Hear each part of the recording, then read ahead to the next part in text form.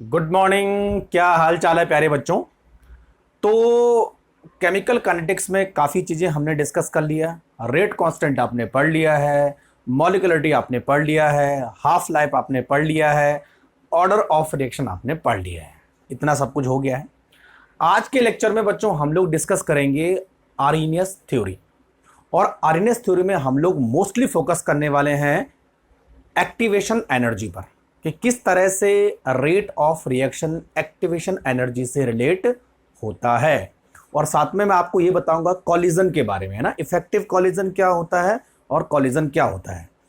Mostly हमारा focus रहेगा activation energy पर। ठीक है बच्चों। तो आज के टॉपिक की जो हेडिंग होगी क्या होने वाली है, देखो, इफेक्ट ऑफ टेम्परेचर। लिखते जाओ फटाफट, है ना। Effect of temperature on rate of reaction. Effect temperature का जो इफेक्ट है हम दो चीजों पर देखेंगे। Effect of temperature on rate of reaction and rate constant. Rate constant, है ना बच्चों। तो रेट ऑफ रिएक्शन और रेट कांस्टेंट पर टेम्परेचर का इफेक्ट हम देखेंगे। और रेट ऑफ रिएक्शन और रेट कांस्टेंट पर जो टेम्परेचर का इफेक्ट है उसको किसने एक्सप्लेन किया था? आर्हेनियस ने एक्सप्लेन किया था। तो वो भी हम देखेंगे। साथ में इसके बीच में क्या क्या आता जाएगा आपके पास, एनर्जी ऑफ एक्टिवेशन, यानी एक्टिवेशन एनर्जी आएगी, उस पर भी हम फोकस करेंगे। ठीक है। तो कॉलिजन भी होने वाला है, एनर्जी ऑफ एक्टिवेशन भी होने वाला है, ठीक है, रेट ऑफ रिएक्शन भी होने वाला है। तीनों चीजें साथ साथ चलने वाली है, समझने की जरूरत है, कंसेप्ट पकड़ने की जरूरत है। ठीक है। चलो तो कॉपी और पेन लेके बैठ जाओ सबके सब, नोट्स भी बनाते जाओ जैसे जैसे लेक्चर चल रहा है ना। देखो बच्चों, जनरली हम क्या मानते हैं, पॉइंट नंबर 1 पहले लिखो। जनरली ये माना जाता है कि जब टेम्परेचर बढ़ता है तो रेट ऑफ रिएक्शन भी बढ़ता है। ऐसा मैंने आपको factor affecting rate of reaction बताया था। तो पहले पॉइंट लिखिए आप, rate of reaction increase by increasing temperature, है ना। ऐसे हमने पढ़ा था। ठीक है। अच्छा, दूसरा सवाल ये पैदा होता है कि कितना टेम्परेचर बढ़ाने से कितना रेट ऑफ रिएक्शन बढ़ता है। देखो, तो point number 2, when temperature is increased by 10 degree Kelvin, 10 degree Kelvin, the rate of reaction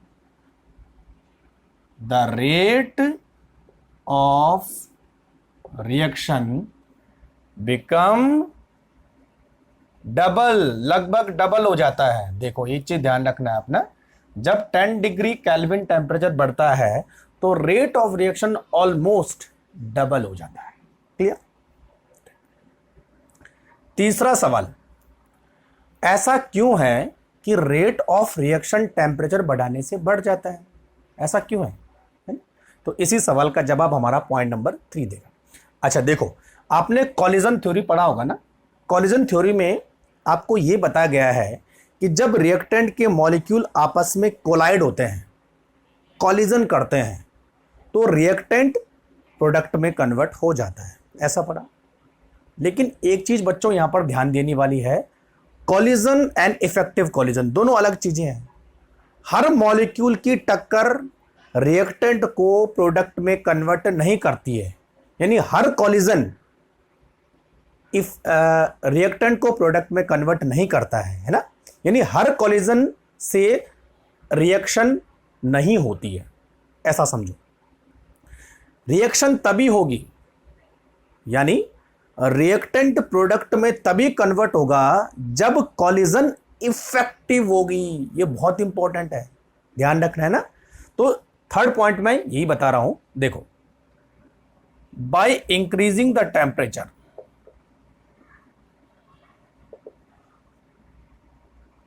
by increasing the temperature. अभी कोलिजन पर मैं पूरा लेक्चर आपको दूंगा, बताऊंगा कि इफेक्टिव कोलिजन क्या होती है और कोलिजन क्या होती है ना, दोनों के बीच डिफरेंस समझने हैं। तो by increasing the temperature the number of effective collision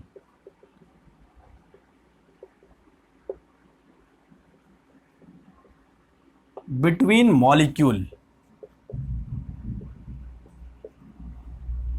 molecules increase.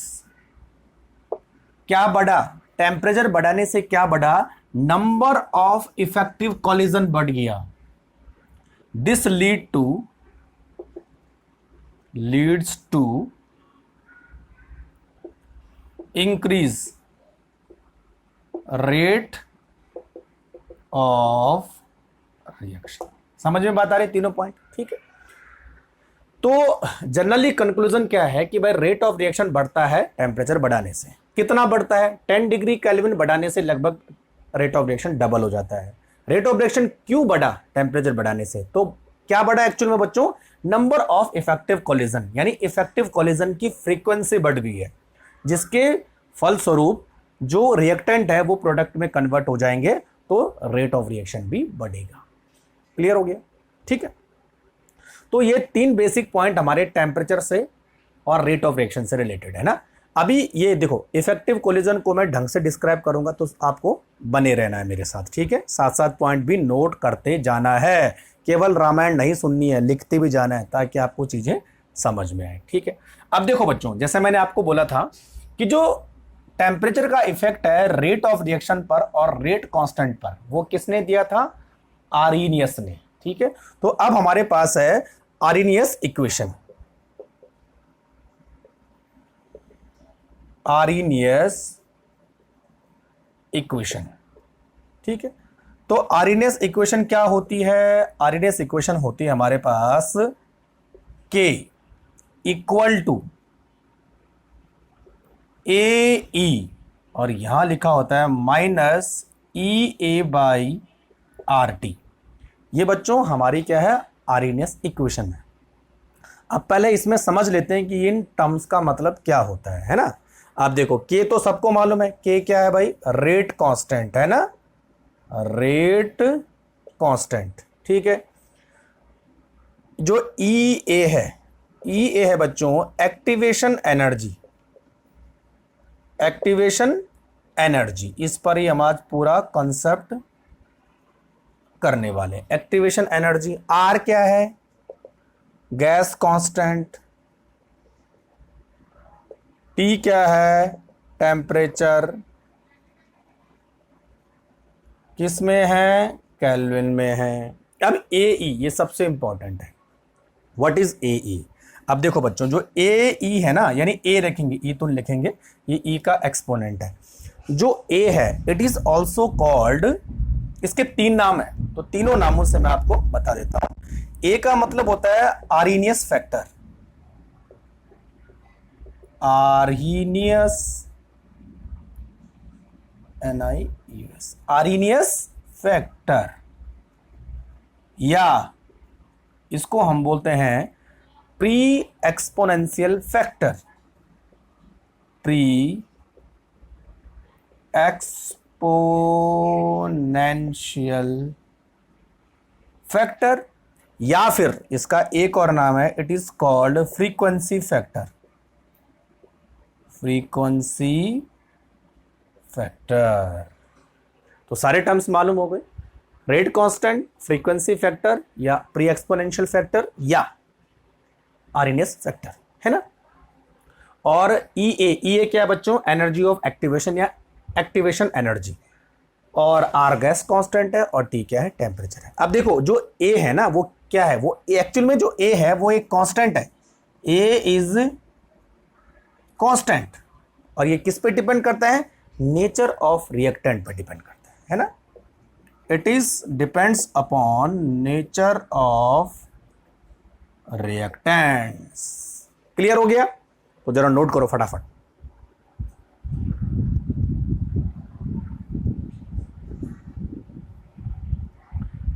ठीक है भाई। तो जो ए है वो किसी पर्टिकुलर रिएक्शन के लिए स्पेसिफिक होता है, क्योंकि नेचर ऑफ रिएक्टेंट स्पेसिफिक होता है ना।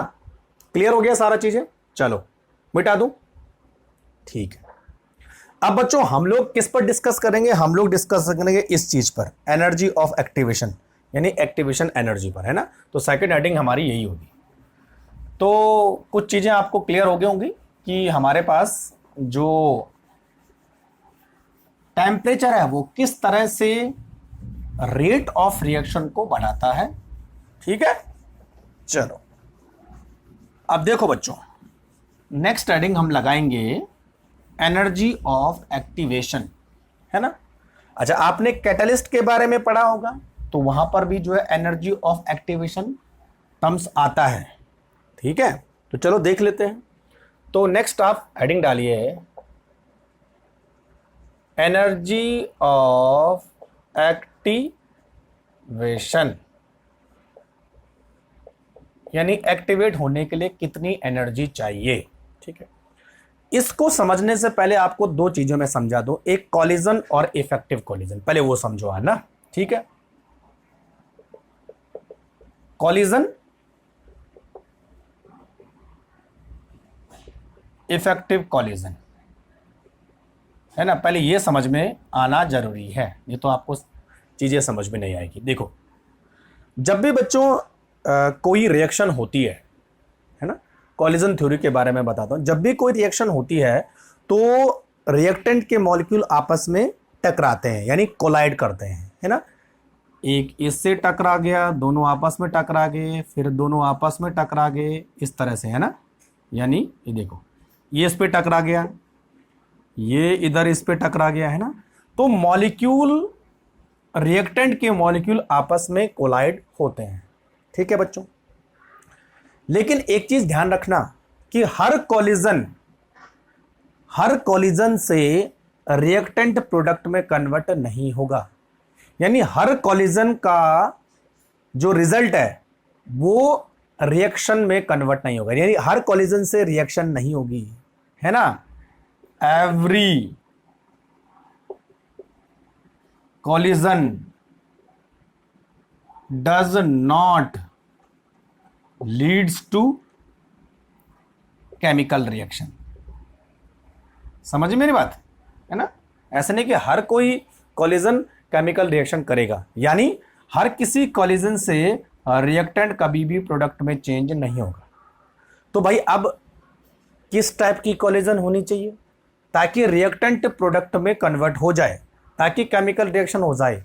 तो बच्चों वो कॉलिजन इफेक्टिव कॉलिजन होनी चाहिए, यानी एक मॉलिक्यूल दूसरे मॉलिक्यूल से इफेक्टिवली कोलाइड होना चाहिए, इफेक्टिवली कोलाइड। क्लियर? तो इफेक्टिव कोलिजन के ही परिणाम स्वरूप केमिकल रिएक्शन होगी और तभी जाके रिएक्टेंट प्रोडक्ट में कन्वर्ट हो पाएगा। समझ में बात आ रही है? ठीक है, तो हम यहां पर लिख देते हैं only effective collision leads to a chemical reaction।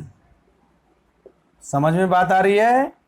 Chemical reaction means reactant convert into the product.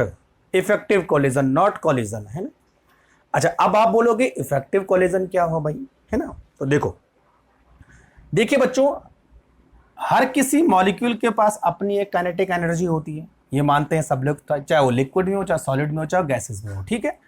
हर किसी मॉलिक्यूल के पास अपनी एक खास तरह की एनर्जी है, ठीक है, और वो उस एनर्जी की बदौलत यहां से वहां जा रहा है, वहां से यहां आ रहा है, यहां से वहां जा रहा है ना।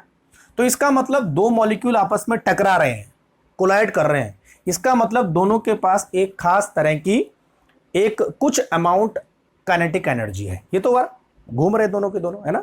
एक इससे टकरा रहा है, दूसरा टकरा रहा है, तीसरा टकरा रहा है, दो आपस में टकरा रहे हैं, तो इसका मतलब दोनों के पास एक काइनेटिक एनर्जी है, ठीक। तो कॉलिजन किसकी वजह से हो रहा है? काइनेटिक एनर्जी की वजह से हो रहा है। लेकिन ये काइनेटिक एनर्जी इतनी सफिशिएंट नहीं है कि दो मॉलिक्यूल एक इफेक्टिव वे से टकरा सकें। बहुत इंपॉर्टेंट है। आपने ताली मारी, यह ताली मारी, तो दोनों तालियों में फर्क है ना। तो यानी जब मॉलिक्यूल कॉलिजन हो रहे हैं, नॉर्मल कॉलिजन हो रहा है, तो इस ताली की तरह है, यानी दोनों में कम काइनेटिक एनर्जी है, तो कम काइनेटिक एनर्जी से वो एक दूसरे पर टकरा रहे हैं, लेकिन ये इफेक्टिव नहीं हो रहा है। तो अब बोलने का मतलब यह है कि हम इस मॉलिक्यूल को एनर्जी देंगे तो इनमें से हर मॉलिक्यूल की जो काइनेटिक एनर्जी है वो बढ़ जाएगी। ये तो बात, तो जब इनकी काइनेटिक एनर्जी एक पर्टिकुलर वैल्यू तक पहुंच जाएगी, ये बहुत इंपॉर्टेंट है, पर्टिकुलर वैल्यू, समझ रहे हो ना मेरी बात। देखो, जब किसी मॉलिक्यूल की काइनेटिक एनर्जी एक पर्टिकुलर वैल्यू तक पहुंच जाएगी और जब उस पर्टिकुलर वैल्यू पर दो मॉलिक्यूल आपस में टकराएंगे, तभी उस टकराने की प्रोसेस को हम इफेक्टिव कॉलिजन बोलेंगे। समझ में बात आ रही? तो बोलने का मतलब है कॉलिजन किसी भी एनर्जी पर मॉलिक्यूल टकरा रहा है, लेकिन इफेक्टिव कॉलिजन तभी होगा जब दो मॉलिक्यूल में एक particular value of kinetic energy होगी और तब वो आपस में टकराएंगे, तो तभी जाके उस कॉलिजन को हम क्या बोलेंगे? Effective collision. यहां समझो, देखो सपोज मेरे पास एक कंटेनर है और इधर मॉलिक्यूल है इस तरह से, है ना। अब देखो, हर किसी मॉलिक्यूल की काइनेटिक एनर्जी डिफरेंट होगी, इसकी ज्यादा हो सकती है, इसकी कम हो सकती है, किसी और मॉलिक्यूल की और ज्यादा होगी, है ना, इस तरह से। तो अगर मान लिया जाए कि सबकी एवरेज काइनेटिक एनर्जी, देखो मैं क्या बोल रहा हूं, एवरेज काइनेटिक एनर्जी एक ही होगी, है ना, एवरेज ले लिया हमने सबकी एनर्जी का, तो इनकी एवरेज काइनेटिक एनर्जी इससे नीचे है, ये है ना। तो इनके बीच कॉलिजन हो रहा है, टकरा रहे हैं, सॉरी इस तरह आएगा ना, हाँ, ये टकरा रहे हैं, है ना, लेकिन वो टक्कर जो है इफेक्टिव टक्कर नहीं होगी, इफेक्टिव कॉलिजन नहीं होगा, तो रिएक्शन नहीं होगी। ठीक है बच्चों, अब आपने जो है इन मॉलिक्यूल को कुछ एनर्जी दी, है ना, तो इनकी काइनेटिक एनर्जी बढ़ गई और ये पहुंच गए इस एनर्जी लेवल पर, इस एनर्जी लेवल पर, है ना। तो जब बच्चों इस एनर्जी से एक दूसरे से टकराएंगे, तो अब ये जो टक्कर होगी, this is called effective collision, है ना। और इफेक्टिव कॉलिजन से ही जो है केमिकल रिएक्शन होगी, यानी रिएक्टेंट प्रोडक्ट में कन्वर्ट होगी। तो कंसेप्ट ये है कि इफेक्टिव कॉलिजन का मतलब दो मॉलिक्यूल के पास कुछ खास अमाउंट एनर्जी होनी चाहिए, और जब उस एनर्जी से वो एक दूसरे पर टकराएंगे तभी जाके इफेक्टिव कॉलिजन होगी, और तभी जाके केमिकल रिएक्शन होगी, और तभी जाके रिएक्टेंट प्रोडक्ट में कन्वर्ट होंगे। बस, तो ये इफेक्टिव कॉलिजन और कॉलिजन का मतलब यही है। क्लियर हो गया? चलो, तो बस मैं यही आपको लिखाने वाला हूं एनर्जी ऑफ एक्टिवेशन में, है ना। तो हम ऐसा ही लिखेंगे, ठीक है, कि भाई जब कोई रिएक्शन होती है तो हर कोई मॉलिक्यूल किसी दूसरे मॉलिक्यूल से टकराता है, यानी दो मॉलिक्यूल के बीच में आपस में टक्कर होती है। लिखा दूं क्या? चलो लिखाना आसान सही रहेगा मेरा, है ना, ज्यादा अच्छा रहेगा। तो देखो भाई, according to collision theory, according to collision theory, है ना, क्या बोलता है? पहला पॉइंट बोलते हैं, है ना,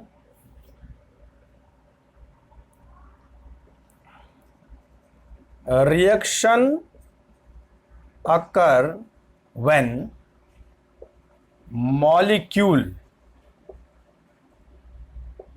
collide with each other, है ना, molecule collide। दूसरा, but every collision, SION, every collision does not leads to chemical reaction, है ना। ये तो हुआ भाई, केमिकल रिएक्शन तभी होगी जब मॉलिक्यूल आपस में कोलाइड होंगे, लेकिन हर कॉलिजन केमिकल रिएक्शन को लीड नहीं करेगी, यानी रिएक्टेंट प्रोडक्ट में कन्वर्ट नहीं होगा। ठीक है, टू डू केमिकल रिएक्शन, अगर केमिकल रिएक्शन करनी है, the molecule must be collide in effective way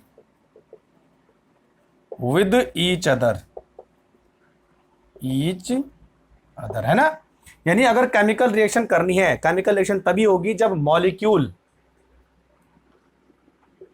molecule एक दूसरे से इफेक्टिव वे में कोलाइड करेंगे, यानी इफेक्टिव कोलिजन विल अकर। ठीक है, देखो इफेक्टिव कोलिजन,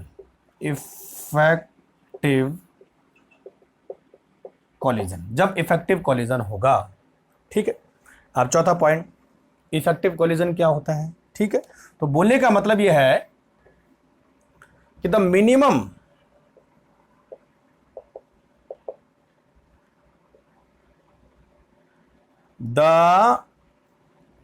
मिनिमम नहीं लिखेंगे, इसको लिखेंगे हम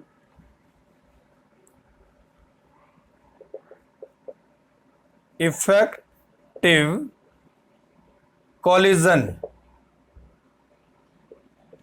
between molecule is when the colliding molecule must have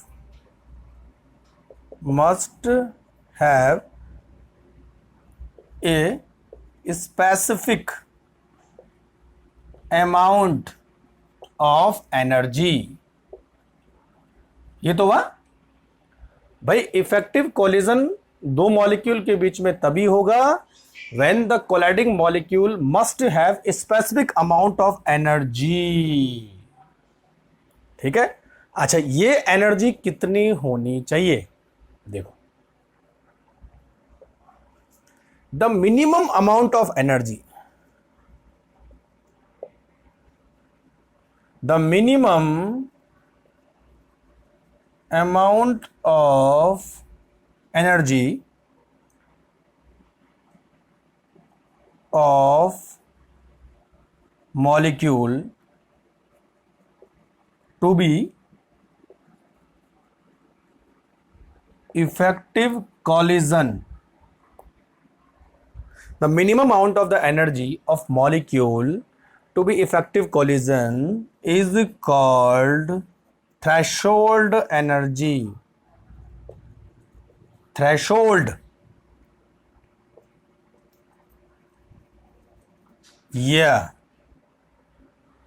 तो minimum amount of energy of a molecule to be effective collision is called threshold energy, है ना। यानी थ्रेशोल्ड एनर्जी तक उनके पास एनर्जी होनी चाहिए, तभी जाके थ्रेशोल्ड एनर्जी से बराबर हो या थ्रेशोल्ड एनर्जी के ऊपर हो। तो मिनिमम तो थ्रेशोल्ड होनी चाहिए, तभी जाके जो है उनके बीच जो कॉलिजन होगा वो इफेक्टिव होगा। अदरवाइज इसके नीचे अगर एनर्जी होगी तो वो इफेक्टिव कॉलिजन नहीं कर पाएंगे, केमिकल रिएक्शन नहीं होगी।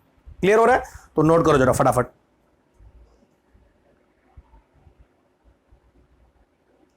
ठीक है, क्लियर, चलो। तो ये कॉलिजन थ्योरी का कंसेप्ट आता है ना। अब देखो बच्चों, अब हम सब लोग जानते हैं कि अगर कोई रिएक्शन रूम टेम्परेचर पर हो रही है तो रूम टेम्परेचर पर जितने भी मॉलिक्यूल होते हैं उनकी जो एनर्जी है वो थ्रेशोल्ड एनर्जी से कम होती है। इसका मतलब वहां पर कोई भी केमिकल रिएक्शन नहीं होगी। ठीक है, तो नेक्स्ट पॉइंट लिखते, देखो कितने हो गए, 5 हो गए थे, छठवां लिखते हैं ना 6। ठीक है, at room temperature, at room temperature, ठीक है, रूम टेम्परेचर पर the molecules have kinetic energy, kinetic energy is less than threshold value, है ना भाई। रूम टेम्परेचर पर सारे मॉलिक्यूल चुपचाप बैठे रहते हैं, थोड़ा थोड़ा सा वो इधर उधर भागते रहते हैं, लेकिन उनकी एनर्जी थ्रेशोल्ड एनर्जी से कम होती है, तो वो टकराएंगे भी तो कभी भी केमिकल रिएक्शन नहीं होगी। थ्रेशोल्ड वैल्यू से ऊपर ही होनी चाहिए या उसके बराबर होनी चाहिए, है ना। तो आप क्या करेंगे, अब हमने क्या किया, उस कंटेनर को जो हमने रूम टेम्परेचर पर रखा है जिसके अंदर रिएक्शन हो रही है, उसको हम क्या करेंगे, एनर्जी देंगे। If energy is given in the form of, या तो हीट की फॉर्म में दोगे या लाइट की फॉर्म में दोगे, इन the form of heat and light, तो क्या होगा बच्चों, वो जो मॉलिक्यूल हैं, द मॉलिक्यूल्स एब्जॉर्ब एनर्जी, जब वो मॉलिक्यूल एनर्जी को एब्जॉर्ब करेंगे तो उनकी एनर्जी कहां पहुंच जाएंगी, थ्रेशोल्ड वैल्यू तक पहुंच जाएंगी, नीचे से ऊपर चले जाएंगे ना। The energy is given in the form of the heat और light, the molecule absorb energy and their energy become equal और ग्रेटर देन थ्रेशोल्ड वैल्यू, है ना। थ्रेशोल्ड वैल्यू से ज्यादा हो जाएगी या इक्वल हो जाएगी। तो अब उन मॉलिक्यूल के पास इतनी एनर्जी आ गई है कि वो इफेक्टिव वे से कोलाइड कर सकें। तो अब जब बच्चों इफेक्टिव वे से कोलाइड होंगे तो क्या, द केमिकल रिएक्शन अकर,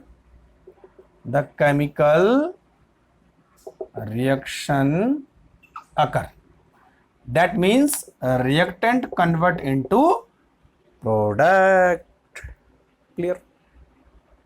अब हम एनर्जी ऑफ एक्टिवेशन को यहीं से डिफाइन करेंगे। क्लियर। तो बच्चों देखो पॉइंट नंबर 8 यहां से समझते हैं। मैंने एक कंटेनर यहां पर बनाया, देखो, है ना, और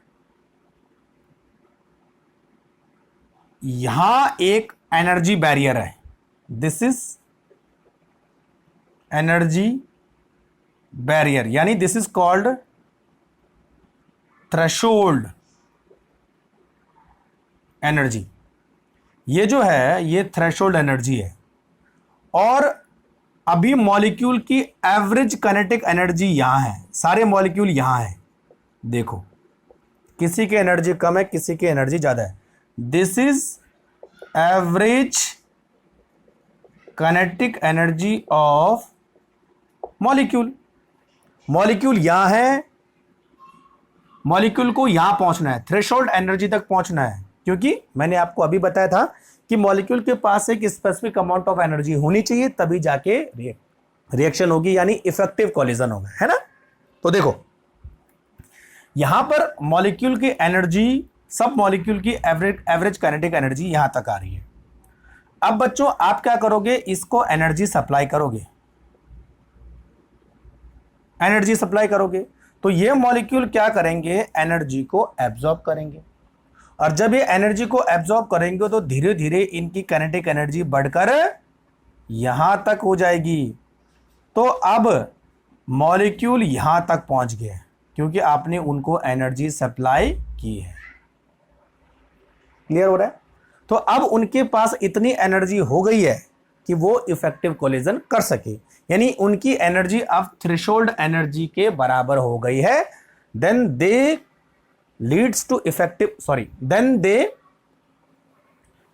कॉज इफेक्टिव कोलिजन, है ना। इफेक्टिव कोलिजन करेंगे तो रिएक्शन होगी, यानी रिएक्टेंट प्रोडक्ट में कन्वर्ट होगा। क्लियर हो रहा है। तो अब देखो बच्चों, मॉलिक्यूल की एवरेज काइनेटिक एनर्जी इतनी है, मॉलिक्यूल को यहां तक पहुंचना है, आपने कितनी एनर्जी दी, इतनी एनर्जी दी। तो जो एनर्जी आप सप्लाई करते हो किसी मॉलिक्यूल को उसकी एवरेज काइनेटिक एनर्जी से थ्रेशोल्ड एनर्जी तक ले जाने में, उस एनर्जी की वैल्यू को हम बोलेंगे एनर्जी ऑफ एक्टिवेशन। समझ में आ रहा है? तो अब डेफिनेशन क्या बनी देखो, द मिनिमम एनर्जी सप्लाइड या the minimum energy required of a molecule, है ना, ये तो होगा द मिनिमम एनर्जी। यहां पर देखो energy of activation, the minimum energy required by the molecules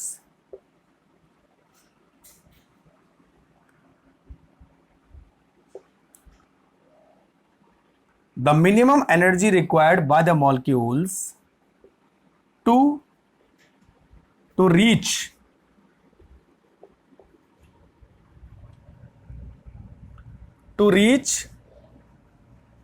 their energy up to और up to लिखो, up to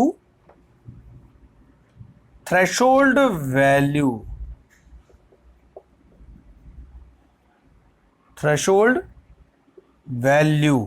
the minimum energy required by the molecule to reach their energy up to threshold value is called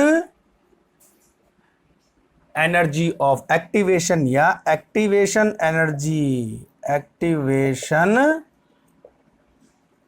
energy, clear? तो बोलने का मतलब यह है कि आप मॉलिक्यूल को इतनी एनर्जी सप्लाई करते हो कि उसकी average kinetic energy threshold energy तक पहुंच जाती है, तो उसी एनर्जी के गैप को, उसी अमाउंट ऑफ एनर्जी को हम क्या बोलेंगे? Energy of activation. क्लियर हो रहा है? ठीक है। अब देखो बच्चों, एनर्जी ऑफ एक्टिवेशन मतलब क्या होता है, इक्वेशन से समझते हैं।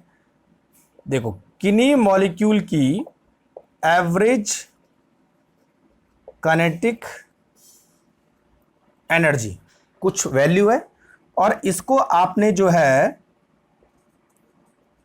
कुछ एनर्जी दी जिसको हम बोलेंगे एक्टिवेशन एनर्जी। तो ये दोनों एनर्जी मिलके क्या बनाएंगी? थ्रेशोल्ड एनर्जी बनाएंगी।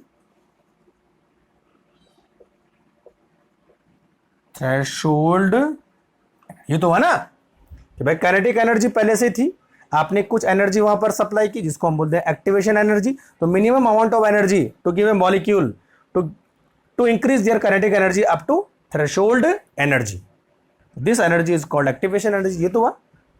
तो अब एक्टिवेशन एनर्जी इक्वल टू, देखो लिखो, activation energy equal to threshold energy minus क्या आएगा यहां पे? Average kinetic energy. ये तो होगा, है ना? तो एवरेज काइनेटिक एनर्जी में, सॉरी, थ्रेशोल्ड एनर्जी में से, यानी जो टोटल एनर्जी हमें पहुंचना है, जहां तक हमें पहुंचना है, उस एनर्जी में से आप एवरेज काइनेटिक एनर्जी घटा लो, तो जो भी एनर्जी बचेगी उसको हम बोलेंगे एक्टिवेशन एनर्जी। तो साफ साफ आपको दिख रहा है कि जो मॉलिक्यूल है उनकी कुछ एनर्जी है नीचे बॉटम पर लगे हुए हैं, सारे बेचारे घूम रहे हैं, लेकिन कोलाइड इफेक्टिव नहीं हो रहा है। आपने उनको कुछ एनर्जी दी तो वो कहां पहुंच गए? थ्रेशोल्ड एनर्जी पर पहुंच गए। अब उनके पास इतनी एनर्जी हो गई है कि वो इफेक्टिवली कोलाइड हो सके और रिएक्टेंट को प्रोडक्ट में कन्वर्ट कर सकें। तो उसी एनर्जी को, यानी जो आपने मदद की है, जितनी एनर्जी की आपने मदद की है, उसी मदद को, उसी एनर्जी की अमाउंट को क्या बोलेंगे? Activation energy. क्लियर हो रहा है? नोट करते जाओ फटाफट भाई। इतना समझ में आ गया? बहुत अच्छी बात है ना? चलो अब हम ये समझते हैं, थोड़ा पानी पी लूं मैं।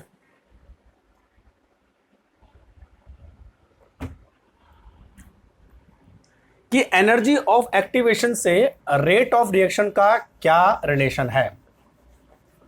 देखो एक्चुअल में हम तो रेट ऑफ रिएक्शन पे ही बात करेंगे ना। तो देखो बच्चों, अगर एनर्जी ऑफ एक्टिवेशन ज्यादा होगा तो क्या होगा, टाइम लगेगा मॉलिक्यूल को थ्रेशोल्ड वैल्यू तक पहुंचने में, और अगर एनर्जी ऑफ एक्टिवेशन कम होगा तो कम टाइम लगेगा। समझ रहे हो मेरी बात? ऐसे देखो, एक सिचुएशन ये है, दूसरी सिचुएशन ये है, ये एवरेज काइनेटिक एनर्जी, ये एवरेज काइनेटिक एनर्जी है ना, ठीक है। अच्छा ऐसे ऐसे करते हैं इसको, इन मॉलिक्यूल की एवरेज काइनेटिक एनर्जी ये है और इन मॉलिक्यूल की एवरेज काइनेटिक एनर्जी ये है। अब थ्रेशोल्ड वैल्यू दोनों के लिए हमने एक जैसी रख दी, this is called threshold value, this is average kinetic energy, है ना, ये भी एवरेज काइनेटिक एनर्जी, ऐसा समझ लो। ये वाली लाइन, ये वाला अच्छा रहेगा, ये वाली लाइन, है ना। अब देखो बच्चों, यहां पर भी आपने एनर्जी दी और यहां पर भी आपने एनर्जी दी, है ना। अब क्या लगता है, यहां पर गैप ज्यादा है तो इसका मतलब एनर्जी ऑफ एक्टिवेशन ज्यादा होगा, ज्यादा अमाउंट ऑफ एनर्जी यहां पर चाहिए थ्रेशोल्ड तक पहुंचने के लिए। यहां पर मॉलिक्यूल की काइनेटिक एनर्जी पहले से ज्यादा थी, तो यहां पर आपको कम अमाउंट ऑफ एनर्जी चाहिए इस थ्रेशोल्ड वैल्यू तक पहुंचने के लिए। ये तो होगा, तो इसका मतलब जल्दी कौन होगा, जल्दी ये होगा। कम अमाउंट एनर्जी है, जल्दी थ्रेशोल्ड तक पहुंच जाएंगे। ज्यादा अमाउंट ऑफ एनर्जी चाहिए तो थ्रेशोल्ड तक पहुंचने में टाइम ज्यादा लगेगा, टाइम का ही फर्क है यहां पर। तो बच्चों, जहां पर एनर्जी ऑफ एक्टिवेशन कम होता है वहां पर मॉलिक्यूल जल्दी थ्रेशोल्ड तक पहुंचते हैं, तो रेट ऑफ रिएक्शन भी फास्ट होगा। यही कहानी यहां पर। तो अब कंक्लूजन क्या हुआ, if energy of activation is less, अगर एनर्जी ऑफ एक्टिवेशन लेस होगा तो क्या करेंगे, rate of reaction will be fast, तेज होगा। और दूसरी condition, if energy of activation is large, ज्यादा होगा, गैप ज्यादा है तो देर लगेगी मॉलिक्यूल को ऊपर पहुंचने में, तो rate of reaction will be slow. Clear हो रहा है? तो बस किसका खेल है, amount of energy of activation का। कम अमाउंट फास्ट रिएक्शन, ज्यादा अमाउंट स्लो रिएक्शन। तो इससे हम पता कर सकते हैं कि रेट ऑफ रिएक्शन का एनर्जी ऑफ एक्टिवेशन से क्या फर्क पड़ता है। ठीक है बच्चों, चलो अब मैं एक ग्राफ के माध्यम से आपको यह समझाता हूं कि अगर कोई सिंगल स्टेप रिएक्शन है उसके लिए एनर्जी ऑफ एक्टिवेशन की वैल्यू रेट ऑफ रिएक्शन को कैसे चेंज करती है, देखो, है ना, बात करते हैं। तो एनर्जी ऑफ एक्टिवेशन डायग्राम हम यहां पर करेंगे, diagram for single step reaction, single step reaction, है ना। तो सिंगल स्टेप रिएक्शन में हमारे पास एक रिएक्टेंट है, वो क्या बना रहा है, प्रोडक्ट बना रहा है। तो यहां पर हमें एनर्जी चाहिए होती है, this energy is called energy of activation, ऐसा बोल सकते हैं हम, है ना। तो देखो, दो चीजों के बीच हम ग्राफ बनाएंगे।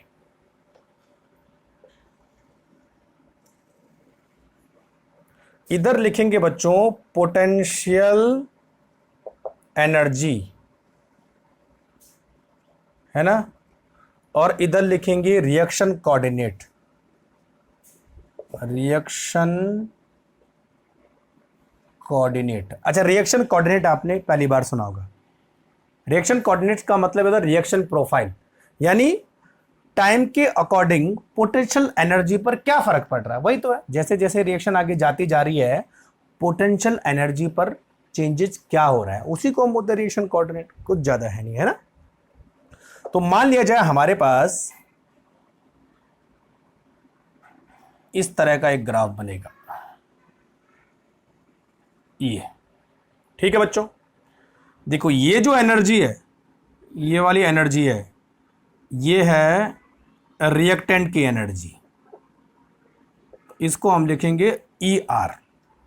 और ये जो एनर्जी है ये है प्रोडक्ट की एनर्जी, तो हम लिखेंगे इसे, अच्छा ई आर, हाँ इसको आर लिखो, है ना, R, this is reactant, this is product, energy कर लेंगे हम, ठीक है। ये जो एनर्जी है, ये वाली energy, this is threshold energy, तो इसको मैं लिख रहा हूं बच्चों ई टी। अभी मैं सारे चीजों का मतलब बता देता हूं आपको, है ना। यहां पर जो गैप है इसको हम लिखेंगे ई ए,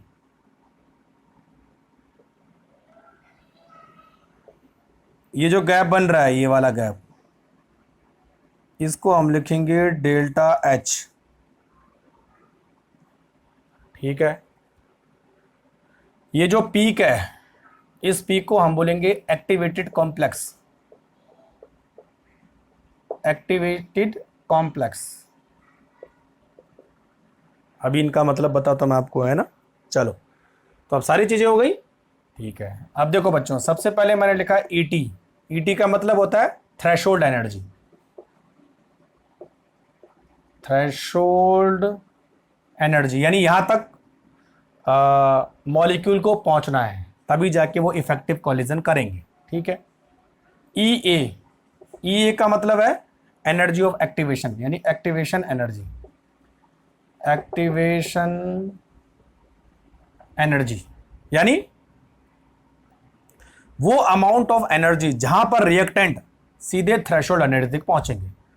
तो जो आर है, इसको मैं ई आर कर लेता हूं, है ना, E R, energy of reactant, kinetic energy of reactant, ऐसा हम बोल सकते हैं। तो एनर्जी ऑफ रिएक्टेंट इतनी है, ठीक है। यहां पर वो कॉलिजन नहीं कर सकते क्योंकि कॉलिजन इफेक्टिव नहीं होगा। कॉलिजन इफेक्टिव होने के लिए इन रिएक्टेंट के मॉलिक्यूल को कहां पहुंचना होता है, यहां पहुंचना होता है ना, थ्रेशोल्ड एनर्जी को गेन करना होता है। तो हमने कितनी एनर्जी सप्लाई करेंगे, इतनी एनर्जी सप्लाई करेंगे, यानी एनर्जी ऑफ एक्टिवेशन। तो तब रिएक्टेंट के मॉलिक्यूल सीधे कहां चले जाएंगे, थ्रेशोल्ड एनर्जी तक चले जाएंगे। और जब वो थ्रेशोल्ड एनर्जी को गेन कर लेंगे तो उसके बाद उनके बीच जो कॉलिजन होगा वो इफेक्टिव कॉलिजन होगा, है ना। तो ईपी, इसको हम ईपी बोलेंगे, यानी एनर्जी ऑफ प्रोडक्ट्स, ठीक है।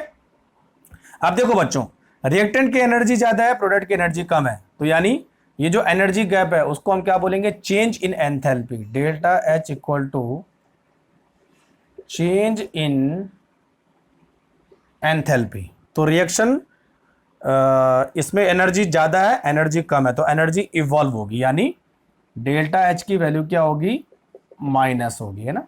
अच्छा बच्चों देखो, ये जरूरी नहीं कि रिएक्शन में एनर्जी जाएगी, एनर्जी एब्जॉर्ब भी हो सकती है, यानी ये डायग्राम ऐसा भी बन सकता है, ऐसा, ठीक है।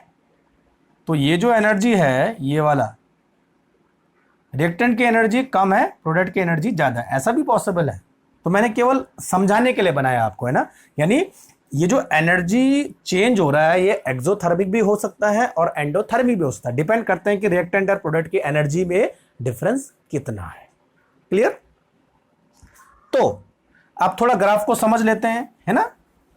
तो हमारा रिएक्टेंट यहां था, यानी रिएक्टेंट के मॉलिक्यूल यहां है और उनकी काइनेटिक एनर्जी इतनी है, लेकिन उनके पास इतनी काइनेटिक एनर्जी नहीं है कि वो कॉलिजन इफेक्टिव वे से कर सके।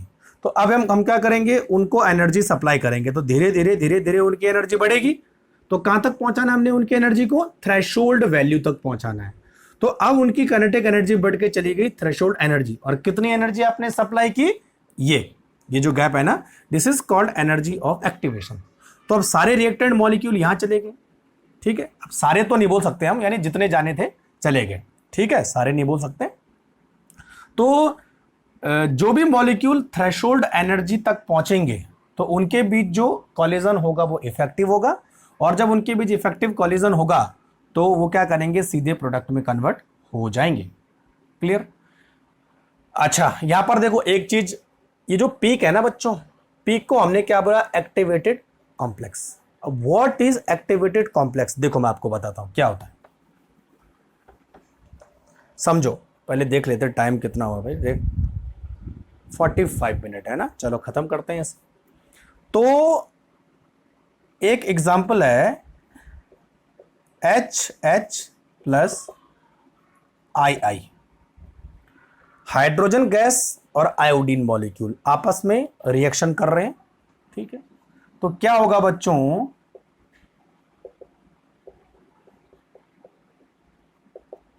इस तरह का, यानी जब दो मॉलिक्यूल आपस में रिएक्शन करते हैं, ठीक है, तो पहले वो एक इंटरमीडिएट कॉम्प्लेक्स बनाएंगे,